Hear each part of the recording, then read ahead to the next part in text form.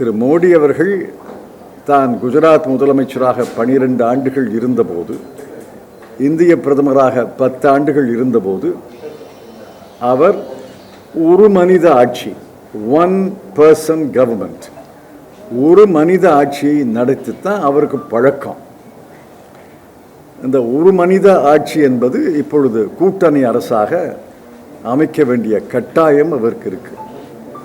அது நிலையான ஆட்சியா இருக்குமா இல்லையா என்பதை அவர் சொல்லலாம், அல்லது காலம் சொல்லும். நான் சொல்ல முடியாது, நீங்களும் சொல்ல முடியாது. கூட்டணி அமைப்பது என்பது ஏதோ கூட்டுக்கறி பண்ற மாதிரி நினைக்கிறீங்க.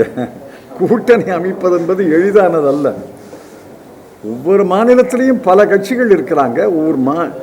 நீங்க பாரதிய ஜனதா கட்சி, காங்கிரஸ் கட்சியை தவிர மற்ற எல்லாமே ஏறத்தாழ மாநில கட்சிகள் தான். எல்லா மாநில கட்சிகளையும் இணைத்து ஒரு கூட்டணி அமைப்பது என்பது எளிதான காரியம் அல்ல. ஒரு கூட்டணி அரசை நடத்துவது என்பது அதைவிட சிரமமான காரியம். அந்த அனுபவம் காங்கிரசுக்கு இருக்கிறது. நாளை திரு மோடி அவர்களுக்கு அந்த அனுபவம் தொடங்க போகிறது. நீங்க தான் தோல்வின்னு சொல்றீங்க, நாங்க வெற்றின்னு சொல்றோம். இன்னும் வெற்றி அடைஞ்சிருக்க வேண்டும். அந்த இப்போ ஒலிம்பிக் ஓட்டப்பந்தயத்தில் தங்கப்பதக்கம், வெள்ளிப்பதக்கம், வெண்கலப் பதக்கம் 3 பேரையும் மெடலிஸ்ட்னு தான் சொல்லுவாங்க, ஒலிம்பிக் மெடலிஸ்ட்னு. நாங்கள் தங்கப்பதத்துக்கு முயற்சி செய்தோம், வெள்ளிப்பதக்கம் கிடைத்திருக்கிறது. அதுக்காக இது கடைசியாக ஓட்டம் இல்லையே, அடுத்த ஒரு ஓட்டம் வரும் இல்லை. நாங்கள் வெற்றின்னு நினைக்கிறோம்.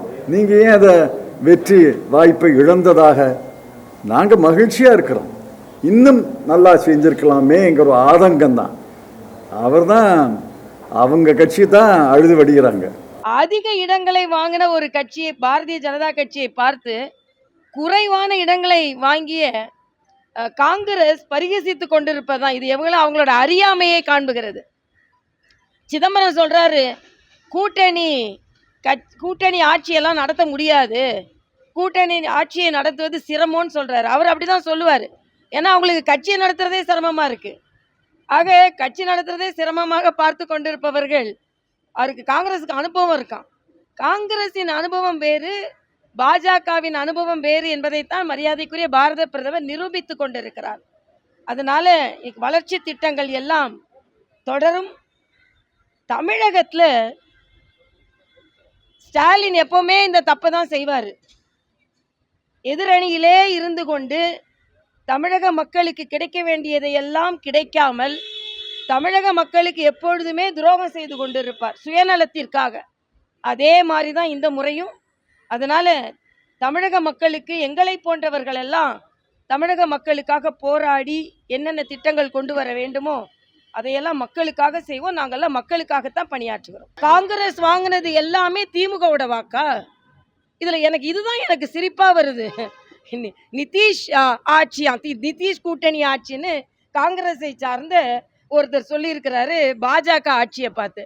அப்போ நாங்கள் 28 பிட்டு துணியை வச்சு நீங்கள் ஒரு போர்வை போத்திக்கிட்டு ஒழுங்காக நடந்தவங்களை பற்றி நீங்கள் குறை சொல்கிறீங்க.